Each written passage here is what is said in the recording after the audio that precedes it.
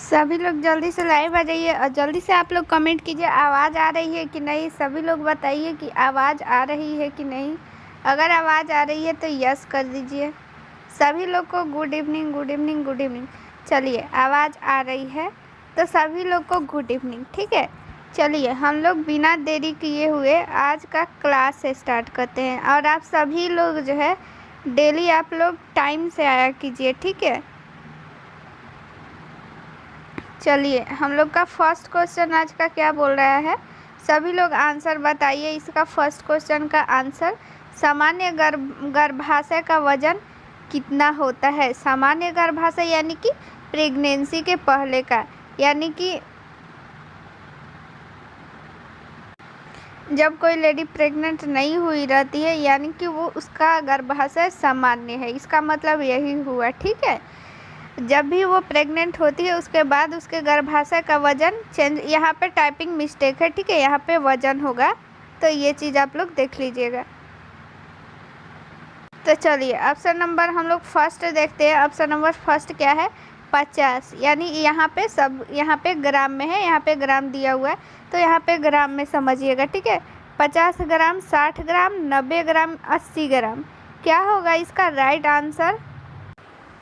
सभी लोग का आंसर आना चाहिए, इजी क्वेश्चन है। चलिए, तो इसका राइट आंसर क्या हो जाएगा, ऑप्शन नंबर बी। ठीक है, option number B right answer हो जाएगा। देखिए, सामान्य गर्भावस्था में जो है, सामान्य एक जो लेडी है उसकी जो गर्भाशय यानी यूट्रस का वजन कितना होता है, 60 ग्राम। लेकिन वो जो प्रेग्नेंट होती है, जब वो लास्ट स्टेज में रहती है तो उसका जो है गर्भाशय का वजन 900 ग्राम तक चला जाता है। ठीक है, लगभग ये कितना है, 1 केजी। ठीक है, 900 ग्राम आप लोग टिक कीजिएगा, 900 ग्राम तक ये हो जाता है। 60 ग्राम से 900 ग्राम तक ये पहुंच जाता है गर्भाशय का वजन।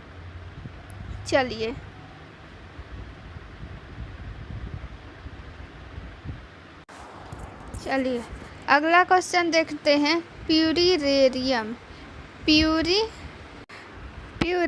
की अवधि क्या है। ठीक है, चलिए इसका जो है अवधि पूछ रहा है हम लोग से, तो इसका ऑप्शन आप लोग देख लीजिए क्या होगा। ऑप्शन नंबर फर्स्ट है 7 सप्ताह, 6 सप्ताह, 9 महीना, फिर 280 सप्ताह। क्या होगा इसमें से राइट आंसर। सभी लोग बताइए कि इसका राइट आंसर क्या होगा। प्यूरेरियम की अवधि कितनी होती है। ठीक है, इसका राइट आंसर, चलिए सभी का आ रहा है 6 सप्ताह। तो देखिए 6 सप्ताह ही होता है प्यूरेरियम की अवधि। आखिर ये प्यूरेरियम क्या है, देखिए इसको हिंदी में जो है सूतिका अवस्था भी बोला जाता है, इसलिए इसको हिंदी और दोनों नाम लिखिएगा। कभी कभी हिंदी भी नाम दे देता है, सूतिका अवस्था। ठीक है, सूतिका अवस्था। तो सूतिका अवस्था क्या है, देखिए जब भी शिशु का जन्म हो जाता है, शिशु के जन्म होने के बाद उसके बाद क्या होता है, जितने भी जनन अंग है वो अपने पुनः अवस्था में लौटते हैं। ठीक है, अपनी जो अवस्था होती है उस अवस्था में जो लौटती है, तो उसी अवस्था को हम लोग प्यूरेरियम कहते हैं, यानी सूतिका अवस्था बोलते हैं। तो इसकी अवधि क्या होती है, 6 सप्ताह। जैसे कि मान लीजिए कि यूट्रस ही है। ठीक है, यूट्रस यानी कि गर्भाशय, वो गर्भाशय क्या होती है कि पहले तो उसका आकार छोटा रहता है, फिर बड़ा बड़ा होते होते पूरा वो जो है एस्टोमक तर पूरा आगे तक चली जाती है। फिर जब बच्चा का जन्म हो जाता है उसके बाद वो फिर अपनी अवस्था में आती है। ठीक है, गर्भाशय कहाँ होता है, पेल्विक में होता है अंदर, लेकिन जब वो बड़ी होती है तो वो आगे ऊपर तक चली जाती है, ऊपर तक जाती है। ठीक है, तो वो ऊपर तक जाती है। उसके बाद से जब डिलीवर हो जाता है बच्चा, बेबी, उसके बाद से वो पुनः अपनी अवस्था में आ जाती है। तो यही इसी अवधि को हम लोग क्या बोलते हैं, प्यूरेरियम अवधि। और इस सब में कितना टाइम लगता है, 6 सप्ताह लग जाता है। ठीक है, चलिए आप लोग को समझ में आया। देखिए एक बार और बता देते हैं, जैसे कि बच्चा जन्म हो गया उसके बाद से हम लोग जो है बच्चा जन्म होने के बाद 6 सप्ताह तक हम लोग उस अवधि को क्या बोलते हैं, प्यूरेरियम यानी सूतिका अवस्था। इसमें होता क्या है कि जब बच्चा का जन्म हो जाता है उसके बाद क्या होता है, सभी को पता है कि गर्भाशय जो है उसका लंबाई चौड़ाई सब बढ़ जाता है, वजन बढ़ जाता है। लेकिन फिर जब बच्चा जन्म होने के बाद फिर वो अपनी अवस्था में आता है, ठीक है। ये भी गर्भाशय भी उसके बाद से आप लोगों को पता होगा कि क्या होता है, पल्स रेट बढ़ जाता है, बीपी हाई हो जाता है, ठीक है। तो ये तो हमेशा नहीं रहता है ना, वो फिर अपने नॉर्मल अवस्था में आता है। और फिर सर्विक्स की चौड़ाई भी उतनी बड़ी रहती है 10 सेंटीमीटर, ठीक है। तो इन सबों को जो है अपनी फिर से अवस्था में आने के लिए टोटल 6 सप्ताह लग जाता है, ठीक है। तो इसी अवधि को हम लोग प्यूरेरियम अवधि बोलते हैं, यानी सूतिका अवस्था बोलेंगे, ठीक है। अब समझ में आया। देखिए यहाँ पे जो है नंबरिंग गलत है, ठीक है। यहाँ पे 1 के बाद 42 हो गया है, 42 नहीं होगा, यहाँ पे 4 जो है वो एक्स्ट्रा हो गया है, वो टाइपिंग मिस्टेक है। ये 2 नंबर क्वेश्चन है, ठीक है। फिर से यहाँ पे 2 नंबर क्वेश्चन आ गया। तो इस क्वेश्चन को आप लोग क्वेश्चन को देखिए, नंबर को मत देखिए। देखिए ये 3 नंबर क्वेश्चन है, ठीक है। निम्नलिखित में से कौन सी पेल्विस हृदय आकार की होती है, यानी हार्ट शेप में होती है कौन सी पेल्विस, ठीक है। पेल्विस आप लोगों को समझ में आ रहा है ना, पेल्विस श्रोणि हम लोग इसको हिंदी में बोलते हैं पेल्विस को, ठीक है, श्रोणि, जिसमें कि हम लोगों का पैर का जो जांघ होता है वो जुड़ा होता है ना, जिससे हम लोग बैठते हैं, वो सहारा देता है। इसका फिगर रुकिए 1 मिनट दिखा देते हैं। चलिए पहले इस क्वेश्चन का आंसर दे दीजिए फिर दिखाते हैं। देखिए एंथ्रोपॉइड, प्लेटिपॉइड्स, एंड्रॉयड और गाइनोकॉइड्स, क्या होगा इसमें से, ए होगा या बी होगा या फिर सी होगा, क्या आंसर हो जाएगा। इसका आंसर हो जाएगा ऑप्शन नंबर सी, एंड्रॉयड, ठीक है। यहाँ पे एंड्रॉयड यहाँ पे लिखना चाहिए, एंड्रॉयड, ठीक है। एंड्रॉयड कुछ भी लिखता है तो ये एंड्रॉयड ही होगा, ठीक है। एंड्रॉयड जो पेल्विस होती है उसकी आकार कैसे होती है, हार्ट शेप होती है। चलिए अब इसको फिगर में देखते हैं। देखिए ये रहा पेल्विस। पेल्विस का क्या होता है ना, वो 4 टाइप का होता है, ठीक है। आप लोग इसको फिगर को देखिए, ये है पेल्विस, ये चारों के चारों पेल्विस है, अलग अलग शेप का, अलग अलग इसमें नाम है शेप के अनुसार, लेकिन ये चारों पेल्विस ही है, ठीक है। और अगर हम लोग बात करें कि सबसे आदर्श पेल्विस, तो सबसे आदर्श पेल्विस जो है वो गाइनोकॉइड पेल्विस माना जाता है। ये भी क्वेश्चन में पूछा जाता है कि सबसे आदर्श पेल्विस कौन सी होती है, तो गाइनोकॉइड, ठीक है। और ये पेलिपॉइड है, ठीक है। इसका आकार कैसा आप लोग देख सकती है, ये अंडाकार है, ठीक है। एंड्रॉयड यहाँ पे आप लोग देखिए, एंड्रॉयड है यहाँ पे हार्ट शेप जैसा। और ये एंथ्रोपॉइड, यहाँ पे एंथ्रोपॉइड को देखिए, ये गोलाकार में है, ठीक है। तो इसका शेप पूछता है तो आप लोग इसका शेप याद रखिएगा, ठीक है। अब ये आप लोग को समझ में आ गया होगा कि पेल्विस क्या है, ठीक है। यहाँ पे क्या जुड़ा रहता है, यहाँ पे ऐसे रीढ़ की हड्डी ऐसे जुड़ी रहती है, ठीक है, इसमें से। और ये पूरा पेल्विस है, और इधर साइड जांघ जुड़ा रहता है और इधर साइड भी जांघ, ठीक है, पैर की हड्डी जुड़ी रहती है। तो जिन लोगों को भी अगर नहीं पता होगा, शेप आप लोग लिख लीजिएगा, याद कर लीजिएगा, एग्जाम में पूछा जाता है, ठीक है।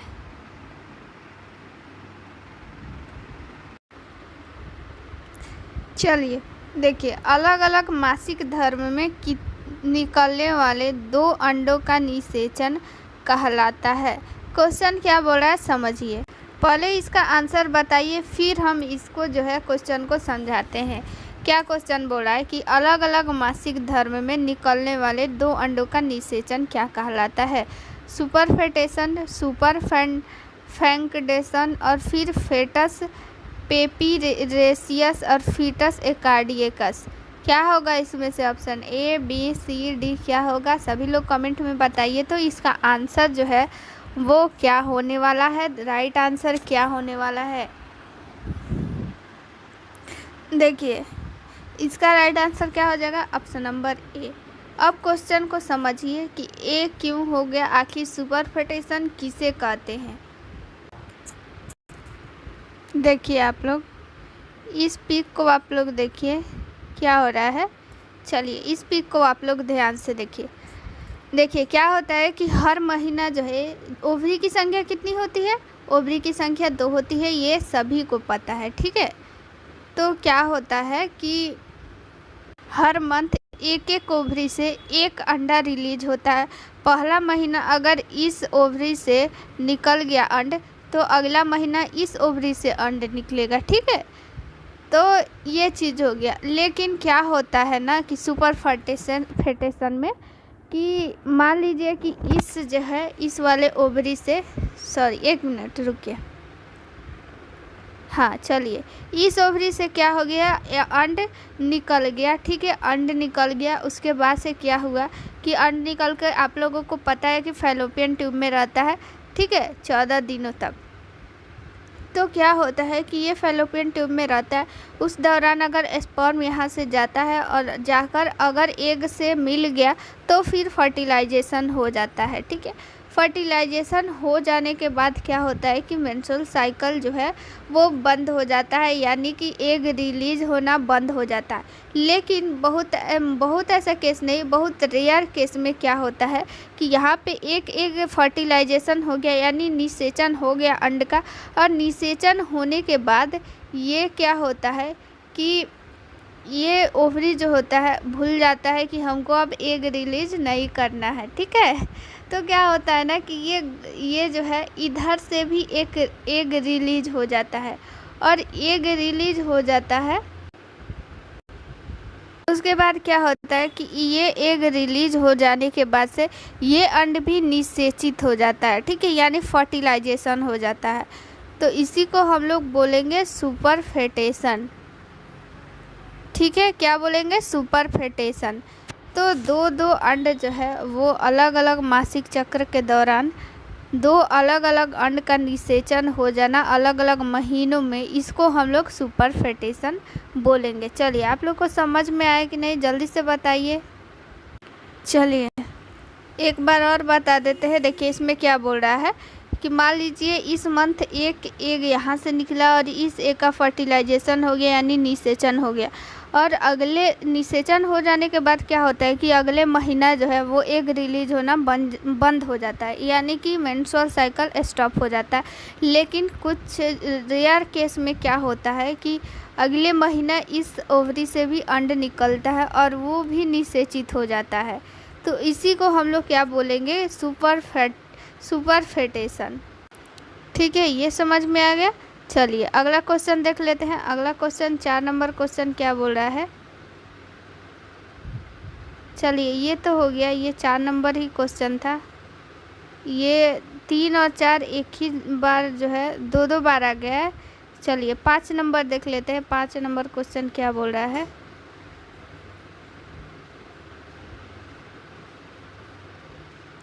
चलिए देखिए, गर्भावस्था में एक महिला जिसके योनि से खून बह रहा है, पेट के निचले भाग में दर्द है, एमेनोरिया अवधि की तुलना में गर्भाशय का आकार जो है वो छोटा है, इस महिला का निदान क्या होगा। देखिए क्वेश्चन क्या बोल रहा है कि क्या हो रहा है कि एक महिला गर्भवती है और उसके योनि से क्या हो रहा है, रक्त का स्राव हो रहा है, और पेट के जो निचले हिस्से में वो क्या हो रहा है कि दर्द हो रहा है।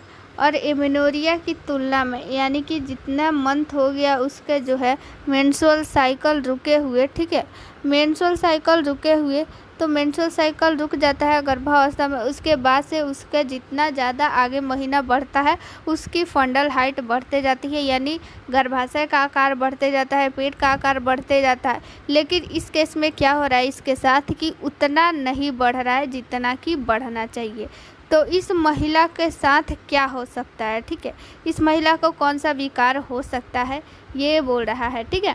तो गर्भपात इसको हो गया है, या फिर पीपीएच हुआ है, या फिर एक्लैम्सिया हो गया, या फिर पीआईडी हुआ है, क्या हुआ है इसको।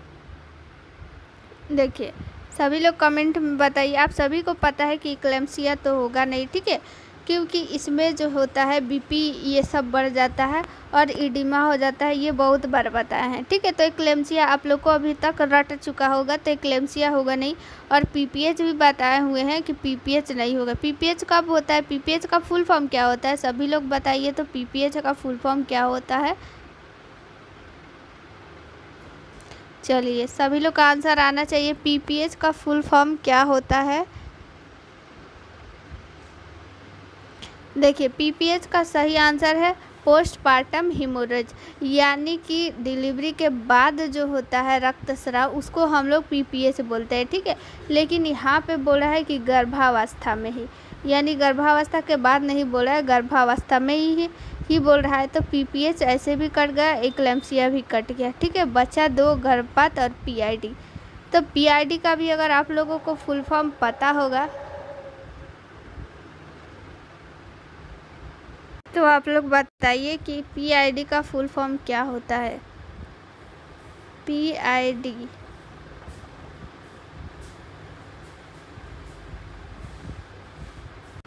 पीआईडी का फुल फॉर्म सभी लोग बताइए। तो देखिए यहाँ पे बहुत कम लोग का आंसर आ रहा है। पी से क्या हो जाएगा? पेल्विक। पी से क्या हो जाएगा? पेल्विक। आप लोग लिख लीजिए अगर नहीं याद है तो। आई से हो जाएगा इन्फ्लामेंट्री और डी से हो जाएगा डिजीज, यानी कि बीमारी। इन्फ्लामेटरी, अगर आप लोगों को कहीं भी इसमें मेडिकल लाइन में अगर इन्फ्ला से रिलेटेड कोई वर्ड आ जाए, इन्फ्लामेटरी, जैसे कि यहाँ पे आ रहा है पेल्विक इन्फ्लामेटरी। इन्फ्लामेटरी मतलब होता है सूजन, ठीक है, स्वेलिंग। तो पेल्विक इन्फ्लामेटरी डिजीज यानी कि पेल्विक में सूजन, ठीक है, ये हो गया। और ऑप्शन नंबर ए है गर्भपात। तो क्या हो जाएगा हमारा option number A right answer हो जाएगा, गर्भपात, ठीक है। गर्भपात में क्या होता है कि 28 सप्ताह से पहले ही जो भ्रूण होता है वो ब्लड के रूप में बाहर आने लगता है, ठीक है। और जो होता है वो पेनफुल होता है, किसी किसी में पेन होता है, किसी में पेन नहीं भी होता है, ठीक है। चलिए अगला क्वेश्चन देख लेते हैं। 6 नंबर क्वेश्चन, एक्लेम्सिया के प्रबंधन के लिए पसंदीदा दवा, ठीक है। एक्लेम्सिया के प्रबंधन के लिए कौन सा दवा जो है वो फेमस है? तो डायजेपाम की एप्सोइन, मैग्नीशियम सल्फेट, लेबेलाल, क्या होगा इसमें से राइट आंसर बताइए। तो सभी लोग एक्लेम्सिया में कौन सी दवा जो है वो दी जाती है, ये सभी को पता होना चाहिए। एग्ज़ाम में ये क्वेश्चन पूछा जाता है, बहुत ही फेमस क्वेश्चन है। एक्लेम्सिया में कौन सी दवा दी जाती है, ठीक है। सभी लोग का आंसर आना चाहिए। एक्लेम्सिया में आखिर कौन सी दवा दी जाती है? ए होगा या फिर बी होगा या फिर सी होगा या डी होगा? सभी का आंसर आना चाहिए। सभी लोग आंसर दीजिए, फिर हम आंसर आप लोगों को बताएंगे। देखिए तो इसका आंसर क्या हो जाएगा? ऑप्शन नंबर सी, ठीक है, मैग्नीशियम सल्फेट। इसको आप लोग ऐसे याद रखिएगा, MgSO4 भी इसको लिखता है, इसका केमिकल नाम भी आप लोग याद रखिएगा, MgSO4, मैग्नीशियम सल्फेट, ठीक है। मैग्नीशियम सल्फेट जो है, हालांकि जो ये डायजेपाम है ना, ये भी यूज में लिया जाता है, लेकिन सबसे ज़्यादा ये पसंदीदा दवा पूछ रहा है, तो पसंदीदा दवा पूछा है इसलिए मैग्नीशियम सल्फेट होगा। इसको IV स्लो मोशन में दिया जाता है, ठीक है। अगला क्वेश्चन हम लोग देखते हैं 7 नंबर, ठीक है। चलिए, सबसे सामान्य प्रकार की एक्टोपिक गर्भावस्था है।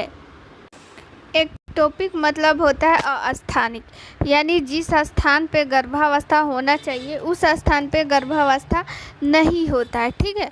देखिए यहाँ पे क्या है, ऑप्शन नंबर फर्स्ट है टूबल गर्भावस्था, डिम्ब ग्रंथि गर्भावस्था, पेट की गर्भावस्था, गर्भाशय ग्रीवा गर्भावस्था। तो क्या होता है ना इसमें, देखिए यहाँ पे जो है यहाँ पे फैलोपियन ट्यूब होना चाहिए, ठीक है। ये यहाँ पे टाइपिंग मिस्टेक है। तो क्या होता है ना कि इसका ऑप्शन नंबर फर्स्ट हो जाएगा फैलोपियन ट्यूब, ठीक है। तो क्या होता है ना एटॉपिक गर्भावस्था में कि क्या होता है कि गर्भावस्था में वो तो गर्भाशय में भ्रूण का विकास होता है, लेकिन एक्टोपिक में क्या होता है, इसका क्या होता है हिंद अस्थानिक, यानी अपने स्थान पे उसका विकास नहीं होता है, दूसरे स्थान पे होगा, ठीक है। दूसरे स्थान में कहाँ होता है, फैलोपियन ट्यूब में ही हो जाता है, ठीक है। फैलोपियन ट्यूब में क्या होता है कि वहाँ पे फर्टिलाइजेशन होता है, उसके बाद फर्टिलाइजेशन के बाद क्या होता है, वो जाइगोट बन जाता है, वो जाइगोट का ट्रांसफ़र हो जाता है किसमें, गर्भाशय में। लेकिन एटॉपिक गर्भावस्था में क्या होता है कि वो गर्भाशय में जाता ही नहीं है, फैलोपियन ट्यूब में ही उसका वृद्धि और विकास होने लगता है। चलिए अब देखिए अगला क्वेश्चन उसी से रिलेटेड है कि एटॉपिक गर्भावस्था के लिए उत्तरदायी कारक है, यानी एटॉपिक जब गर्भावस्था हो गया तो उसका कारक क्या है, ठीक है। PIED इंट्रायूटेराइन डिवाइस है, ठीक है, इंट्रायूटेराइन डिवाइस है, ट्यूबल एस्ट्रिक्टिव सर्जरी और फिर उपरोक्त सभी, ठीक है। अगर मान लीजिए एटॉपिक गर्भावस्था किसी को हो गया तो वो किस कारण से होता है, ये क्वेश्चन में आ रहा है, ठीक है। क्वेश्चन में यही आ रहा है, यही दिया हुआ है कि एटॉपिक गर्भावस्था किस कारण से होता है, ठीक है। तो आप सभी लोग इसका आंसर बताइए। देखिए इस क्वेश्चन का आंसर तो आप सभी लोग का आने लगा ऑप्शन नंबर डी। बहुत अच्छा, आप लोगों को ऑप्शन देख के आंसर आने लगा ऑप्शन नंबर डी, ठीक है। तो देखिए इसमें क्या होता है कि ये ऑप्शन नंबर डी ही सही आंसर होगा, ठीक है। PID मतलब आप लोग को बता दिए थे, और इंट्रायूटेराइन डिवाइस, ठीक है, IUD, ठीक है। IUD का आप लोग नाम जानती होंगी, इसका फुल फॉर्म होता है इंट्रायूटेराइन डिवाइस, ठीक है। ये कॉपर का बना होता है, बहुत बार एग्जाम में आता है कि IUD किसका बना रहता है, ठीक है। तो ये किस चीज़ का बना रहता है, कॉपर और प्लास्टिक का मिलकर के ये बना रहता है IUD। तो IUD बहुत बार क्या होता है कि इसके कारण एटॉपिक गर्भावस्था हो जाता है। बहुत बार जो IUD फेल हो जाता है उसके कारण से गर्भावस्था एटॉपिक गर्भावस्था हो जाता है। IED भी एक प्रकार का IED मतलब इन्फ्लामेशन जब हो जाता है पेल्विक में, बहुत सारा इसका भी कारण है, तो इस कारण से भी एटॉपिक गर्भावस्था होता है। और tubical extractive surgery, tube fallopian tube की जब सर्जरी हो गई रहती है, ठीक है, सर्जरी हुई रहती है, तो क्या किया जाता है कि फैलोपियन ट्यूब को क्या कर दिया जाता है, यहाँ पे काट के तो रास्ता बंद कर दिया जाता है, काट के बांध दिया जाता है। लेकिन किसी कारण बस अगर मान लीजिए स्पर्म चला जाता है, एक तो रिलीज होता ही है और वहाँ पे उसका जाइगोट बनने लग जाता है, तो उसका जो है इसका भी एक कारण है। तो उसको तो रास्ता नहीं मिलेगा, उस युग्मनज को क्या रास्ता नहीं मिलेगा गर्भाशय में आने के लिए, तो वो फैलोपियन ट्यूब में ही उसका वृद्धि और विकास होने लगता है, ठीक है। तो ये भी एक जो है एटॉपिक गर्भावस्था का ही कारण बन जाता है। आप लोग को ये समझ में आया?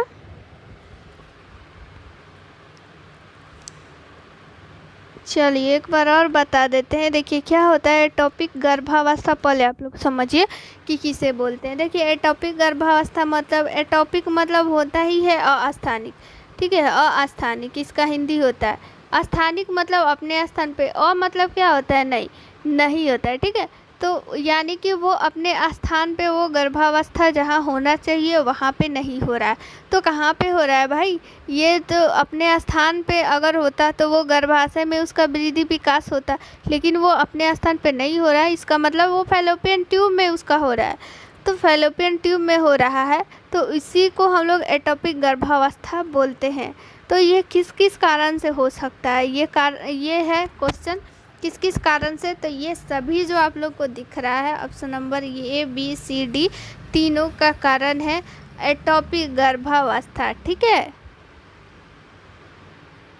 चलिए अगला क्वेश्चन इम्पोर्टेंट है।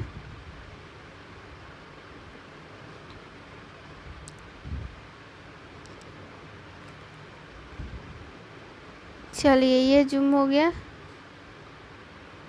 अगला चलिए पढ़ते हैं। बर्थ केनाल, यहाँ पे केनाल होगा, टाइपिंग मिस्टेक है, से गुजरते समय शिशु के सिर की आकृति में परिवर्तन को कहते हैं।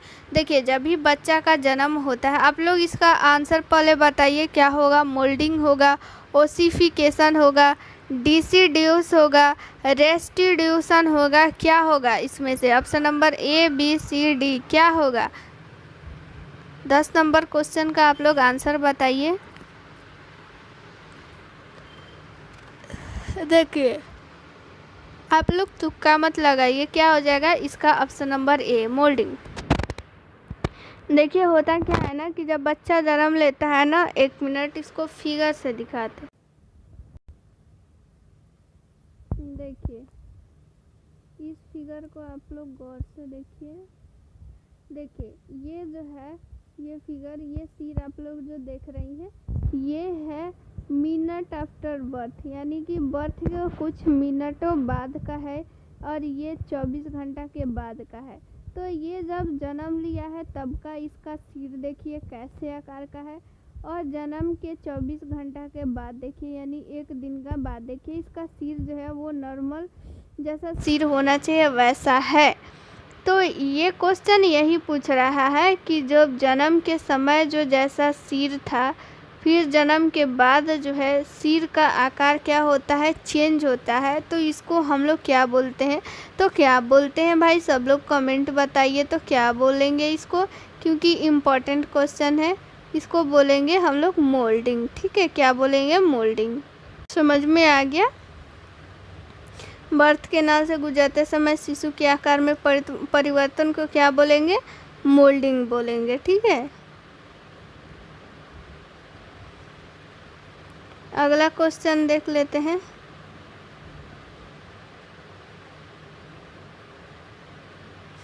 देखिए एक प्रथम गर्भावस्था में प्रसव की प्रथम अवस्था के सक्रिय चरण में सर्विक्स के फैलाव की सामान्य दर क्या है? यानी कि जब वो प्रीमी ग्रेविडा है, तो वो प्रसव की प्रथम जो अवस्था होती है उसी में ना सर्विक्स का फैलाव होता है। तो सर्विक्स का फैलाव होता है तो वो प्रति घंटा में कितना सेंटीमीटर फैलना चाहिए? ठीक है, 0.5 सेंटीमीटर, 2 सेंटीमीटर प्रति, यहाँ पे घंटा दिया हुआ, ये यहाँ पे होगा। ठीक है, सेंटीमीटर प्रति, ये यहाँ पे आप लोग कर लीजिएगा, ये यहाँ पे हो गया है गलती से। ठीक है, टाइपिंग मिस्टेक है यहाँ पे। 0.5 ml ml बोल रहे हैं, 0.5 सेंटीमीटर प्रति घंटा, 2 सेंटीमीटर प्रति घंटा, 1 सेंटीमीटर प्रति घंटा और 1.5 सेंटीमीटर प्रति घंटा। तो क्या होगा इसका राइट आंसर? सभी लोग कमेंट में बताइए। देखिए उस समय क्या था क्वेश्चन में कि वो मल्टी ग्रेविडा, लेकिन यहाँ पे क्या पूछ रहा है? यहाँ पे प्रीमी ग्रेविडा पूछ रहा है। ठीक है, तो प्रीमी ग्रेविडा में क्या हो जाएगा? ऑप्शन नंबर सी, 1 सेंटीमीटर प्रति घंटा। और यहाँ पे सक्रिय चरण, क्वेश्चन को कभी भी ध्यान से अच्छा से पढ़ना चाहिए कि कौन सा चरण बोल रहा है, प्रीमी ग्रेविडा बोल रहा है, मल्टी ग्रेविडा बोल रहा है कि क्या बोल रहा है। तो देखिए प्रीमी ग्रेविडा में सक्रिय जब चरण में वो चली जाएगी, सक्रिय चरण कब स्टार्ट होता है? 3 सेंटीमीटर, अगर 3 सेंटीमीटर से ज़्यादा अगर सर्विक्स का फैलाव हो गया रहता है तो उसको हम लोग सक्रिय अवस्था बोलेंगे। सक्रिय अवस्था में उसका जो सर्विक्स का फैलाव होता है वो तेज़ी से होने लगता है, और कितना होता है? 1 सेंटीमीटर प्रति घंटा। ठीक है, चलिए अगला क्वेश्चन देखते हैं। 12 नंबर, गर्भ निरोधन के लिए डायफ्राम का उपयोग कर रही महिला को इसे संभोग के पश्चात कम से कम कितने समय तक अपने स्थान पर रखने का निर्देश देते हैं? से क्या बोल रहा है क्वेश्चन? ये जो है थोड़ा सा गड़बड़ लग रहा है,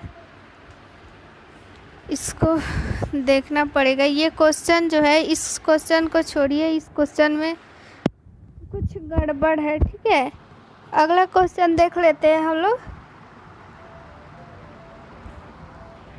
इस क्वेश्चन को एक बार हम देख लेंगे, अगला क्लास में आप लोग को बता देंगे। ये क्वेश्चन गलत लग रहा है।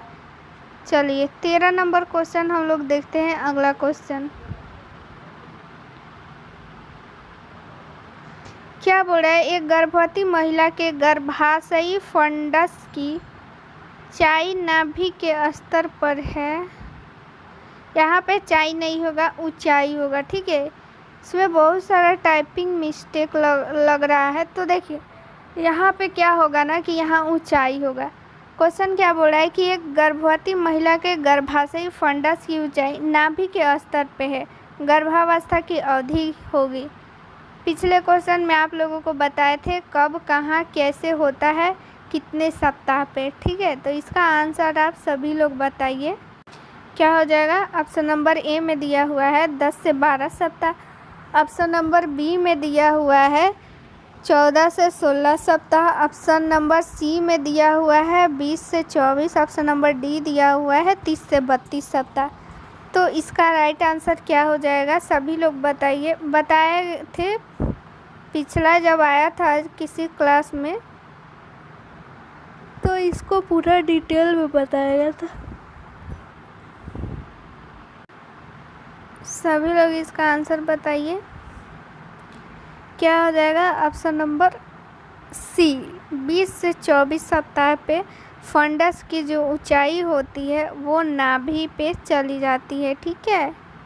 यहाँ पे देखिए आप लोग इस फिगर में देखिए, ये क्या है, पेल्विस बोन है और ये बीच में एम्ब्लिकस यानी कि नाभि, और ये हमारा क्या हो जाएगा, डायफ्राम, ठीक है, जो कि सांस लेने में मदद करती है। तो ये डायफ्राम हो गया। तो इसी तीनों को लेकर के हम लोग फंडस की ऊंचाई मेजरमेंट करते हैं, मापते हैं किस सप्ताह पे किसके बीच होता है। तो नाभि पे 20 से 24 सप्ताह पे रहता है, ये आप लोग याद रखिएगा। चलिए हम लोग अब अगला क्वेश्चन देख लेते हैं 14 नंबर।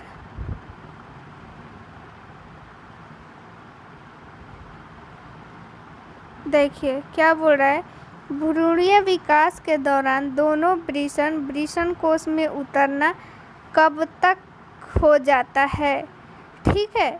चलिए इस क्वेश्चन का पहले आप लोग आंसर बताइए, फिर इस क्वेश्चन को हम समझाते हैं।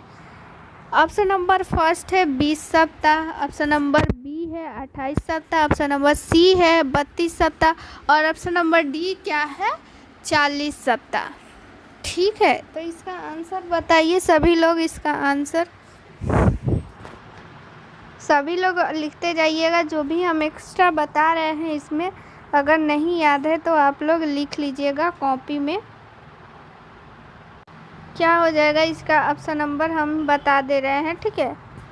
गलत आप लोगों का बहुत आंसर आ रहा है। क्या हो जाएगा ऑप्शन नंबर डी 40 सप्ताह पे।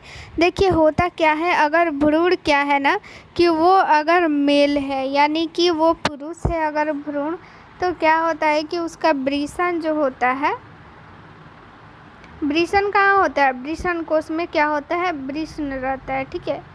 ये आप लोग को एक फिगर, रुके एक मिनट, ये क्या हो गया, उदर हो गया और ये उसका पैर हो गया, दोनों ये ऐसे पैर हो गया और बाहर के तरफ ऐसे निकला हुआ रहता है क्या, वृषण कोश, ठीक है। एक मिनट, चलिए ये पेट हो गया और बाहर की तरफ ये वृषण कोश निकला हुआ रहता है। लेकिन जो भ्रूण होता है ना उसको, उसमें क्या होता है कि वो स्टार्टिंग से ही वृषण कोश बाहर नहीं रहता है, वो उदर में ही रहता है यानी पेट के अंदर ही रहता है। लेकिन 20 सप्ताह क्या होता है, 40 सप्ताह के लगभग में वो बाहर आ जाता है, ठीक है, उदर के बाहर आ जाता है। तो उदर के बाहर आने में वृषण कोश को कितना टाइम लगता है, 40 सप्ताह। इम्पोर्टेंट क्वेश्चन है, याद रखिएगा, ठीक है। वृषण कोश कहाँ रहता है भ्रूण में, उदर में रहता है और 40 सप्ताह के बाद क्या हो जाता है कि वो बाहर आता है, ठीक है। अगला क्वेश्चन 15 नंबर क्वेश्चन देख लेते हैं। एक गर्भवती महिला की देखभाल कर रही नर्स को पूछा जाता है कि स्तनपान कब प्रारंभ करना है, उचित जवाब क्या है। अगर मान लीजिए कि आप लोगों के पास कोई गर्भवती महिला आती है और वो आप लोगों से ये क्वेश्चन पूछती है कि जब उसका क्या होता है कि डिलीवरी हो जाता है उसके बाद उसको स्तनपान कब से आरंभ करना चाहिए। क्वेश्चन यही है सीधा सा। तो ऑप्शन नंबर फर्स्ट है प्रसव के यथाशीघ्र बाद, प्रसव के 4 घंटे बाद, प्रसव के 6 घंटे बाद, प्रसव के 8 घंटे बाद। तो आप लोगों का आंसर क्या होगा? इसका आंसर तो भाई सभी का आना चाहिए, ठीक है, सबका आंसर आना चाहिए। सबको इसका आंसर बताइए क्या हो जाएगा। ए होगा, बी होगा, सी होगा, डी होगा, क्या होगा? सभी लोग आंसर दीजिए, क्या हो जाएगा ना इसका आंसर। सभी लोग का बहुत ही राइट आंसर आ रहा है, ठीक है। तो सबका क्या आ रहा है? ऑप्शन नंबर ए आ रहा है, जो कि option number A right answer है। चलिए हम लोग अब देखते हैं 16 नंबर। इम्पोर्टेंट क्वेश्चन है, ये क्वेश्चन भी बहुत बार पढ़ाया गया है।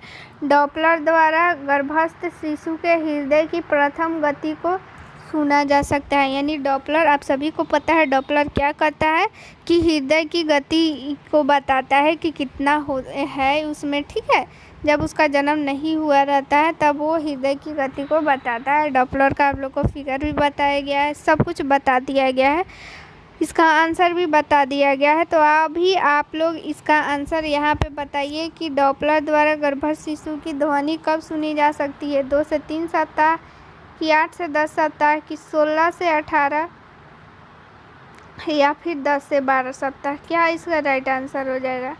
सभी लोग बताइए। तो डॉपलर आप सभी को पता है,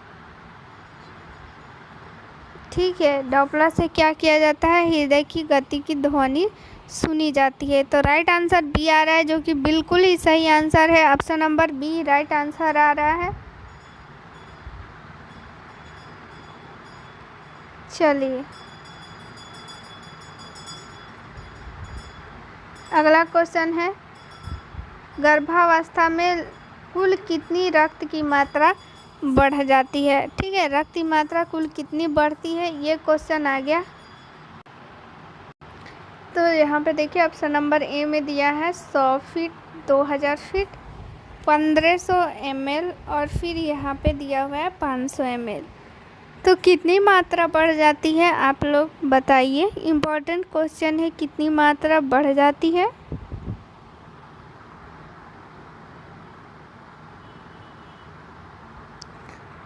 देखिए यहाँ पे option number C right answer होगा, ठीक है। 1500 ml यानी कि 1.5 लीटर, ठीक है। ऐसे जो नॉर्मल जो होता है ब्लड वो 5 से 6 लीटर होता है। आप सभी को पता होना चाहिए कि एक जो नॉर्मल व्यक्ति होता है उसमें 5 से 6 लीटर रक्त की मात्रा होती है। फिर रक्त की मात्रा तो इतनी होती है, लेकिन गर्भावस्था में वो 1.5 लीटर बढ़ जाता है, ठीक है। याद रखिएगा इस क्वेश्चन को। अब देखिए फिर से ये क्वेश्चन आ गया। ये क्वेश्चन हर जो है पीडीएफ में आता है, तो इसका आप लोग आंसर ज़रूर बताइएगा। निषेचन के लगभग पिछले दिनों की मूर्तियाँ प्रत्यारोपित होता है। ये क्वेश्चन गलत लग रहा है। देखिए ये क्वेश्चन क्या बोल रहा है ना, ये क्वेश्चन ऐसे होगा, निषेचन के लगभग कितने दिनों के बाद जो है वो अंड आरोपित हो जाती है फैलोपियन ट्यूब में। ये क्वेश्चन यही है, ठीक है, जो कि बहुत बार बता दिया गया है। तो इस क्वेश्चन का आप लोग आंसर बताइए क्या होगा। 12 से 16, 14 से 18, 20 से 28, 2 से 4, ये दिन में यहाँ पे दिया हुआ है, ठीक है। तो आप सभी लोग इसका आंसर बताइएगा, क्योंकि इसका आंसर तो है, मतलब हमको तो लगता है कि हर क्लास में ये क्वेश्चन आता है, ठीक है। तो option number A right answer आ रहा है, जो कि बिल्कुल ही सही आंसर है, ठीक है। चलिए अगला क्वेश्चन है 19 नंबर, इम्पोर्टेंट है। नाभि रज्जु में रक्त वाहिकाएँ होती है। रक्त वाहिकाएँ क्या क्या होती है? आर्टरी, वेन, सीरा, ठीक है। वेन कोई सीरा हम लोग बोलते हैं हिंदी में, और धमनी को हम लोग क्या बोलते हैं, आर्टरी बोलते हैं। तो यही पूछ रहा है कि नाभि रज्जु यानी कि एम्बिलिकल कॉर्ड, ठीक है, जो प्लेसेंटा, यहाँ पे ये प्लेसेंटा हो गया, प्लेसेंटा से क्या निकला रहता है, नाभि रज्जु, और इसी से बच्चा जो है वो जुड़ा रहता है, ठीक है, ये बच्चा जो है इसी से जुड़ा रहता है, नाभि रज्जु से यानी एम्बिलिकल कॉर्ड से। तो सीधी सी क्वेश्चन ये है ना कि ये जो एम्बिलिकल कॉर्ड में कितनी धमनी और कितनी सिरा होती है, ठीक है। तो ऑप्शन नंबर फर्स्ट है 2 धमनी व सिरा यानी कि 1 सिरा। ऑप्शन नंबर बी है 2 सिरा 1 धमनी, 1 धमनी 1 सिरा, 2 धमनी 2 सिरा। क्या होगा राइट आंसर? देखिए इसका राइट आंसर बताइए, फिर आप लोगों को इसका एक ट्रिक बताया जाएगा याद करने का, फिर आप लोग कभी ये भूलिएगा नहीं, इम्पोर्टेंट क्वेश्चन है, नींद आ रहा है हमको तो चलिए ये 19 नंबर क्वेश्चन क्या हो जाएगा, राइट आंसर ऑप्शन नंबर ए हो जाएगा। देखिए इसको याद करने का एक तरीका है, ऐसे आप लोग भूल जाइएगा तो आप लोग याद रख लीजिएगा आवा, ठीक है। ये एक से ए से क्या हो जाएगा, आर्टरी, ये भी ए से क्या हो जाएगा, आर्टरी, और बीच वाला भी से क्या हो जाएगा, वेन। आर्टरी मतलब क्या होता है, धमनी, और भी मतलब वेन यानी कि सिरा। तो यहाँ पे 2 आर्टरी हो गया, ठीक है, क्या हो गया, 2 आर्टरी यानी 2 क्या हो जाएगा हम लोगों का, 2 क्या हो जाएगा, धमनी और 1 सिरा हो जाएगा, जो कि option number A right answer हो जाएगा।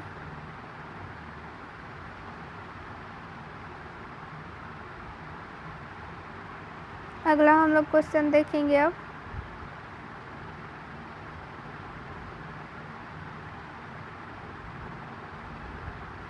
चलिए देखिए अगला क्वेश्चन, एक गर्भवती महिला 32 सप्ताह की गर्भावस्था में और अस्पताल में आती है, ठीक है, कोई गर्भवती महिला है, उसकी गर्भवती होने की अवधि कितनी हो गई है, 32 सप्ताह हो गई है, तब वो आपके पास आती है और उसके योनि से क्या हो रहा है, रक्त का स्राव हो रहा है, ठीक है, और बीपी भी क्या है 80/60 mmHg है, जो कि क्या है, बीपी इसका लो है, ठीक है।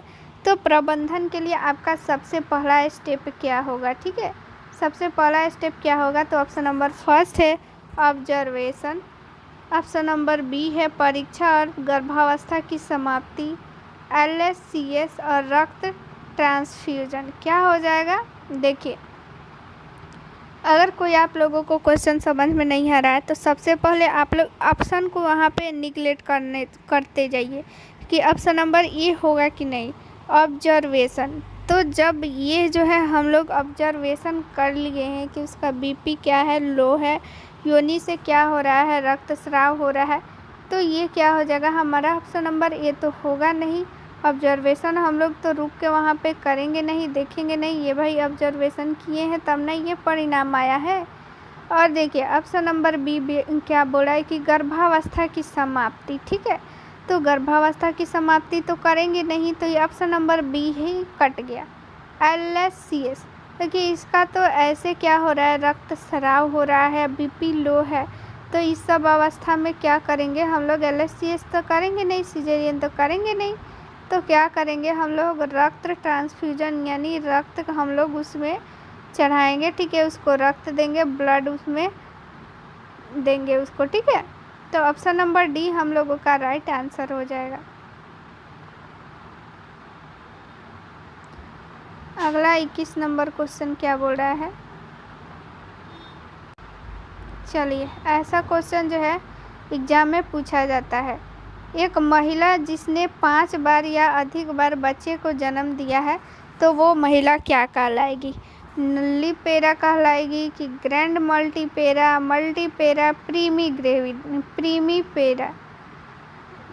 प्रीमीपेरा क्या कहलाएगी, प्रीमीपेरा बोलिए या फिर प्रीमीग्रेविडा बोलिए, बात जो है वो एक ही होता है, ठीक है। सभी लोग इसका आंसर दीजिए। तो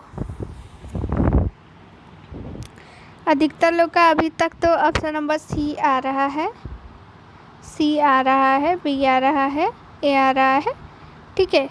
तो ऑप्शन नंबर सी जो है वो राइट आंसर नहीं होगा। ठीक है, option number B right answer होगा। देखिए यहाँ पे क्या बोल रहा है कि 5 बार या उससे अधिक बार।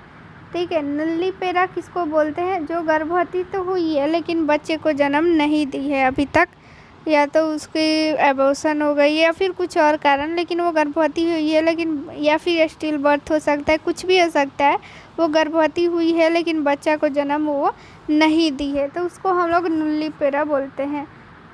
ग्रैंड मल्टीपेरा तो आप लोग को बता दिए कि 5 बार या इससे अधिक बार जो बच्चे को जन्म दी रहती है उसको हम लोग क्या बोलते हैं? Grand multipara. ठीक है, तो ऑप्शन नंबर सी क्या बोल रहा है? तो ऑप्शन नंबर सी किसे बोलेंगे? मल्टीपेरा। जो 2 या 2 से अधिक बार जो प्रेग्नेंट हुई रहती है उसको हम लोग मल्टीपेरा। प्रीमी ग्रेविडा तो आप सभी को पता है, जो पहली बार गर्भवती हुई रहती है। ठीक है, चलिए समझ में अगर नहीं आ रहा है, देखिए जिन लोगों को भी ये सब नहीं पता है ना, तो वो लोग ज़रूर से ज़रूर नोट कर लीजिएगा। ठीक है,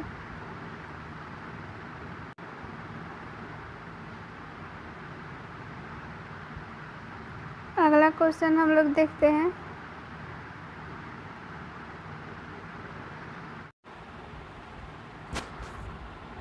चलिए देखिए क्या बोल रहा है। लैंगिक परिपक्वता से लेकर रजोनिवृत्ति तक के बीच की संपूर्ण परिवर्ती अवस्था कहलाती है।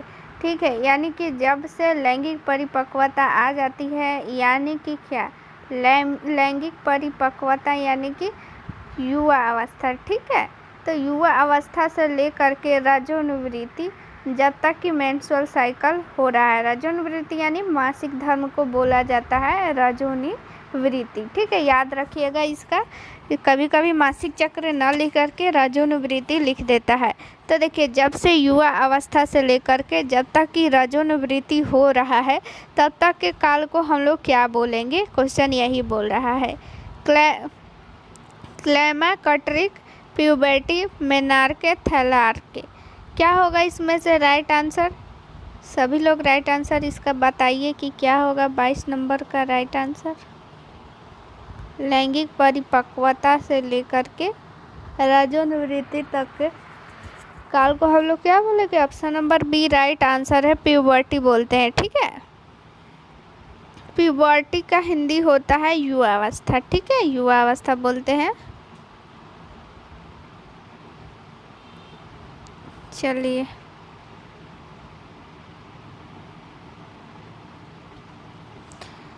तेईस नंबर देखते हैं। निम्न में से कौन सा अंतर्गर्भाशयी वृद्धि अवरोध का कारण नहीं है? ठीक है, यानी कि क्वेश्चन ये बोल रहा है कि अंतर्गर्भाशयी वृद्धि यानी कि गर्भाशय के अंदर जो भी भ्रूण है या फिर गर्भाशय है उसकी वृद्धि, जब गर्भाशय की वृद्धि होगी तभी तो भ्रूण की विकास होगा।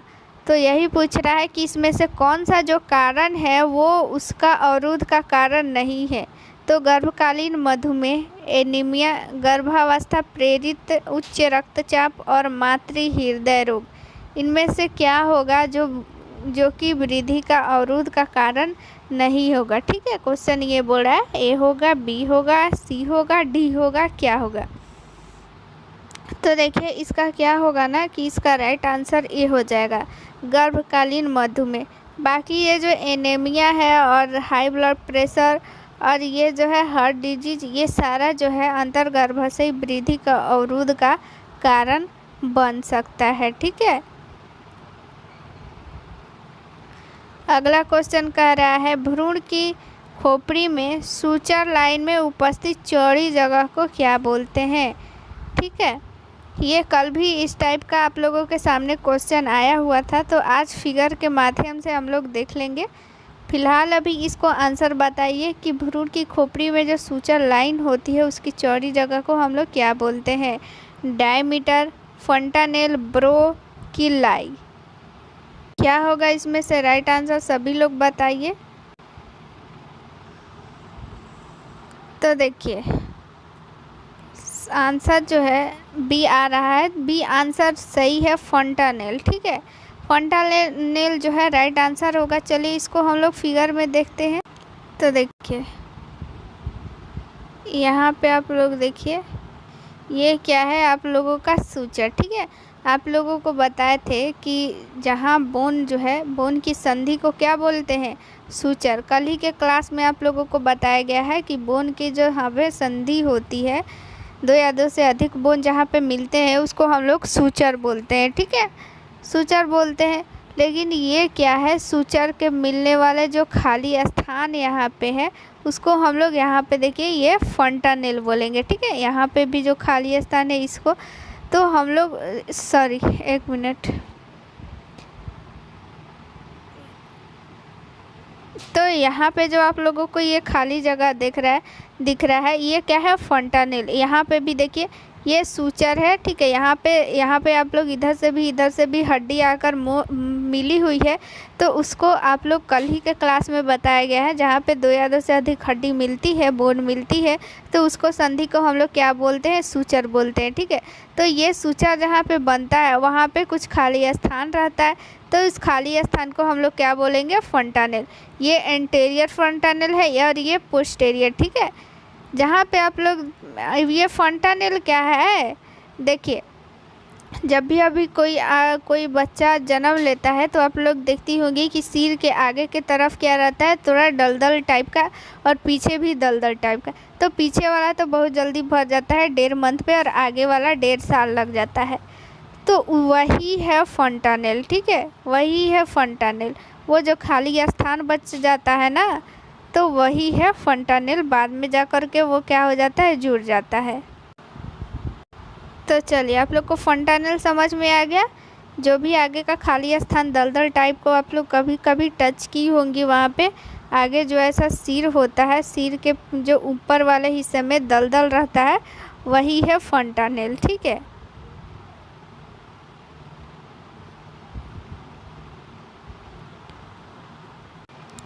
अगला क्वेश्चन है, कौन सी संरचना ब्रेगमा के नाम से जानी जाती है। इसमें से कौन सा एक नाम है जिस नाम को हम लोग ब्रेगमा के नाम से भी जानते हैं। इम्पोर्टेंट क्वेश्चन है। ठीक है, एंटेरियर फ्रंटानेल, पोस्टेरियर फ्रंटानेल, और फिर लैम्डोइड सूचर की फ्रंटल सिवनी। क्या होगा इसका राइट आंसर, ए होगा, बी होगा, सी होगा, डी। आप लोग जो है लिखते चलिएगा किसका कितना सही हुआ है। लास्ट में आप सभी लोग अपना आंसर बताइएगा कि कितना सही हुआ है। ठीक है, और जो भी एक्स्ट्रा इसमें का थ्योरी बताया जा रहा है वो ज़रूर से ज़रूर आप लोग नोट कीजिएगा, क्योंकि देखिए इसमें आप लोगों का थ्योरी और ऑब्जेक्टिव दोनों साथ साथ में यहाँ पे आप लोगों का क्लियर होते जा रहा है। ठीक है, तो चलिए यहाँ पे राइट आंसर क्या हो जाएगा, एंटेरियर फंटानेल। एंटेरियर मतलब आगे। ठीक है, अग्र वाला जो खाली जगह होता है सिर के आगे वाला, तो उसको हम लोग एंटेरियर फ्रंटानेल बोलते हैं। साथ में ब्रेगमा भी बोलते हैं, उसका दो नाम है। ठीक है,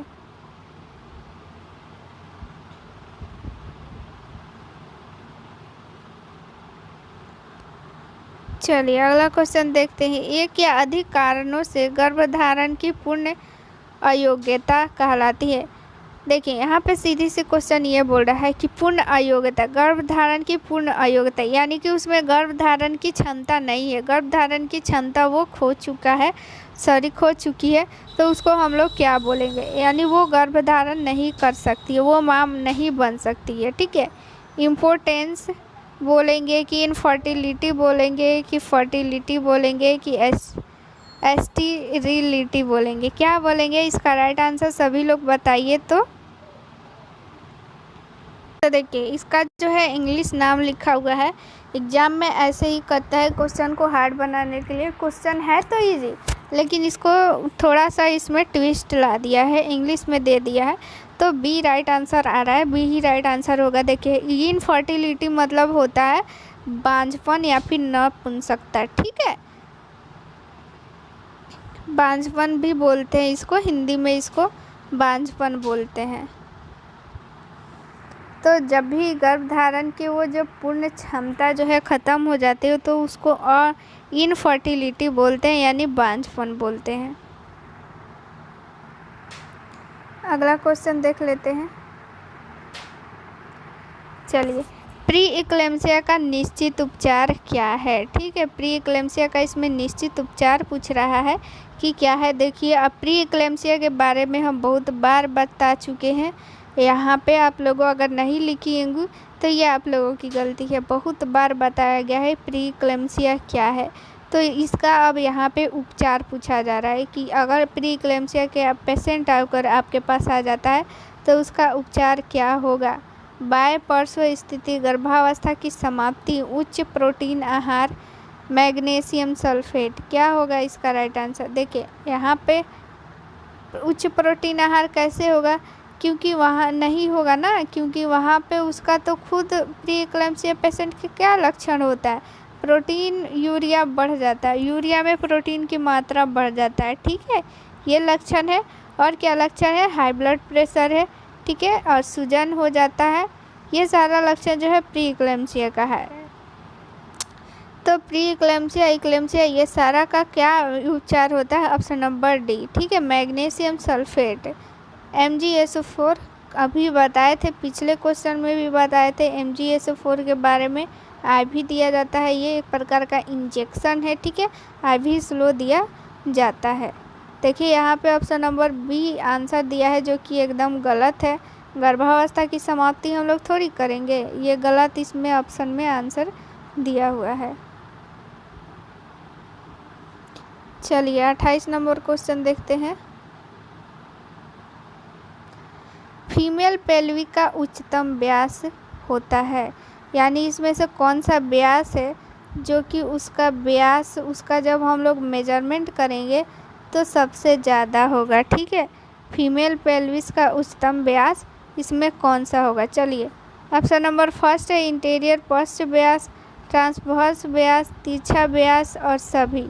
क्या हो जाएगा। तो देखिए यहाँ पे अब आप लोग सही मत मार दीजिएगा, क्योंकि यहाँ पे सही कैसे होगा, सबका व्यास थोड़ी उच्च होगा, किसी एक का ही होगा।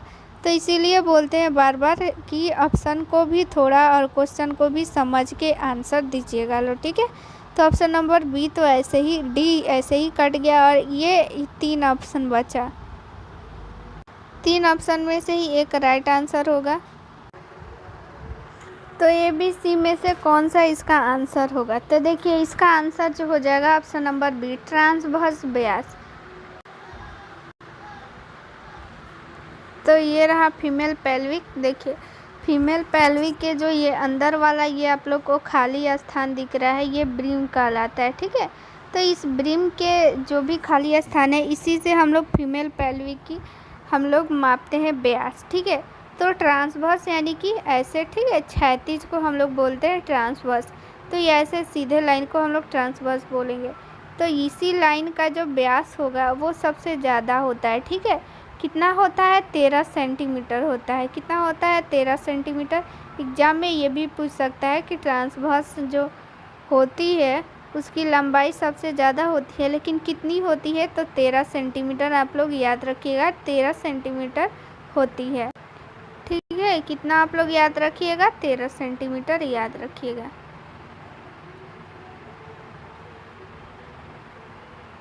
अगला देखिए, स्तन के ऊतक का सूजन कहलाता है, यानी स्तन में यानी ब्रेस्ट में जब सूजन आ जाएगा, स्वेलिंग आ जाएगा ब्रेस्ट के ऊतक में, ऊतक में यानी कि टिश्यू में। ठीक है, इसको इंग्लिश में टिश्यू बोलते हैं। तो चलिए अब आवाज़ आ रही है। चलिए, तो ब्रेस्ट के जब टिश्यू में क्या हो जाएगा, सूजन आ जाएगा, तो उसको हम लोग क्या बोलेंगे। सीधी सी क्वेश्चन यही है, सेल्पुजाइटिस, एंडोमेट्रिस, मेस्टाइटिस, मेस्टेटोमी। क्या होगा। तो आप सभी को बताए थे कि जहाँ पे सूजन आए वहाँ पे टाइटिस मतलब कि आ जाएगा लास्ट में इटिस। ठीक है, तो इसमें भी एक इसी ऑप्शन में है, एक इसमें ऑप्शन में है, ए और सी में ऑप्शन में है। ठीक है, इटिस लास्ट में। तो जिसमें भी इटिस जो लास्ट में रहता है उसका हम लोग रिलेट सूजन से करते हैं, उसका मतलब सूजन ही होता है। ठीक है, तो ए और सी में से ही राइट आंसर हो जाएगा, बी और डी तो ऐसे ही कट गया। तो देखिए एग्जाम में चूँकि नेगेटिव मार्क है, सभी लोग को पता है, तो आप लोग कम से कम कोशिश कीजिएगा तुक्का लगाने के लिए, क्योंकि 1/4 है, ठीक है, 1/4। अगर मान लीजिए किसी क्वेश्चन को एकदम नहीं पता तो उसको आप लोग छोड़ दीजिएगा। अगर कन्फ्यूज़न वाला है तो क्वेश्चन का आंसर लगा दीजिएगा। तो इसमें क्या हो जाएगा, ऑप्शन नंबर सी, मेस्टाइटिस बोलेंगे। अगर स्तन के ऊतक में सूजन हो जाता है तो उसको हम लोग क्या बोलते हैं, मेस्टाइटिस।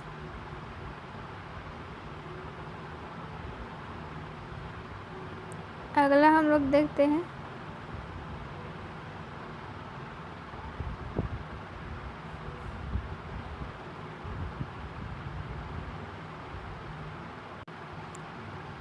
चलिए, भ्रूण परिसंचरण का वह भाग जो कि जन्म के पश्चात फोसा ओवेलिस बन जाता है, ठीक है, फोसा ओवेलिस बन जाता है।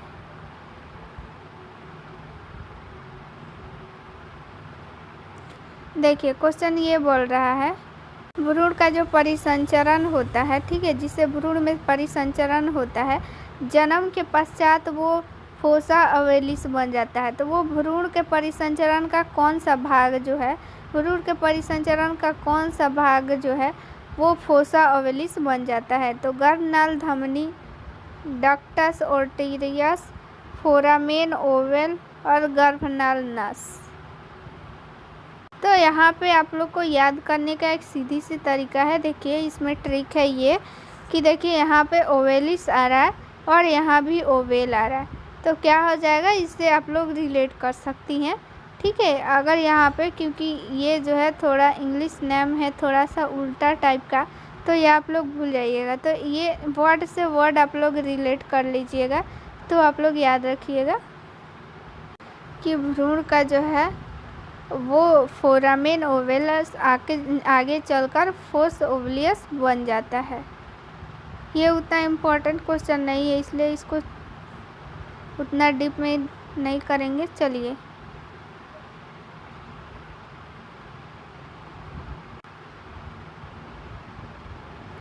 निम्न में से कौन सी हालत गर्भावस्था में मूत्र पथ के संक्रमण के लिए जोखिम कारक नहीं है, यानी इसमें से कौन सा जो कारक है वो गर्भावस्था में यूरिन इन्फेक्शन के लिए जोखिम कारक नहीं है। मधुमेह, उच्च रक्तचाप, वेसिकोरेटस सिफिलिस और फिर सिकल सेल एनीमिया। क्या होगा इसका राइट आंसर, सभी लोग बताइए तो, कि कौन सा जो कारक है वो जोखिम नहीं होगा, संक्रमण यानी कि नहीं करेगा, मूत्र पथ को संक्रमण नहीं करेगा। ए बी सी डी क्या राइट आंसर हो जाएगा, तो देखिए सी इसका जो है राइट आंसर नहीं होगा। देखिए इसका राइट आंसर बी हो जाएगा, ठीक है, बी राइट आंसर होगा।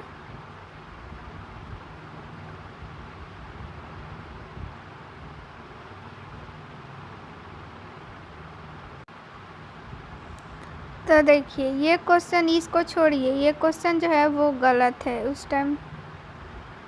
अगला हम लोग देखते हैं, देखिए ये क्वेश्चन इम्पोर्टेंट है। क्वेश्चन क्या बोल रहा है कि लेटेज फेज और अलर्ट लाइन एवं क्रिया रेखा आदि शर्तें किस संदर्भ में प्रयुक्त होती है, यानी ये सब जो आप लोग को वर्ड दिख रहा है, लेटेंट फेज, अलर्ट लाइन, क्रिया रेखा, ये सब किस चीज़ पे दर्शाया जाता है, बायोफिजिकल प्रोफाइल या फिर गैर तनाव परीक्षण या एमनियोसेंटेसिस या फिर पार्टोग्राफ, इसमें से किस में ये सारा कुछ जो है दर्शाया जाता है, ठीक है। सभी लोग इसका आंसर बताइए, इसका जो है सभी लोग आंसर बताइए। ये सबको पता होगा कि ये सारा कुछ हम लोग किस में भरते हैं, किस में भरते हैं। राइट आंसर डी होगा, सबका डी आंसर आ रहा है, बहुत अच्छा, डी ही आंसर इसका राइट आंसर होगा।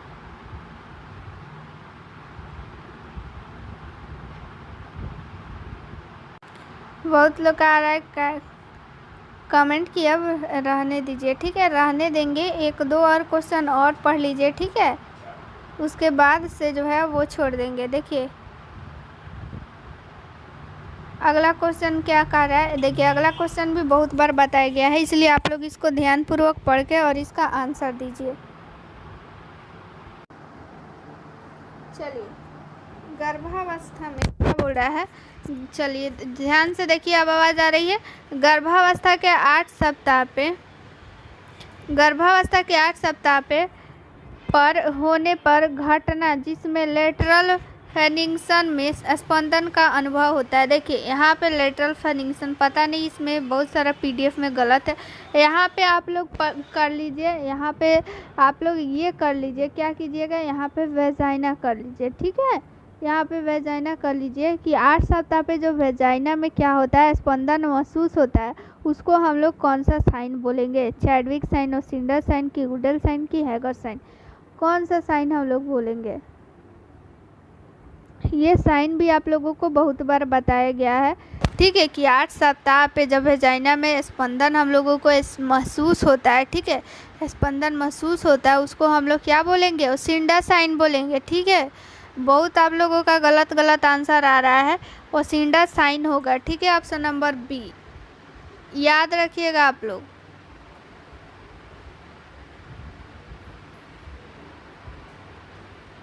चलिए अब आज के लिए इतना ही रहने देते हैं, कल करेंगे हम लोग अगला क्लास। अच्छा से पढ़ के आप लोग आइएगा। थ्योरी का भी पीडीएफ अपलोड कर दिया गया है, तो उसको आप लोग पढ़ के आइएगा ताकि आप लोगों को समझ में आएगा, ठीक है। उस पीडीएफ को आप लोग सेव कर लीजिएगा फ़ोन में और उसको पढ़ के आइएगा, और जो भी ऑब्जेक्टिव पढ़ाई हो रहा है उसको रिवीजन करके आइएगा। अब अगला क्लास कल करेंगे। सभी लोग को गुड नाइट।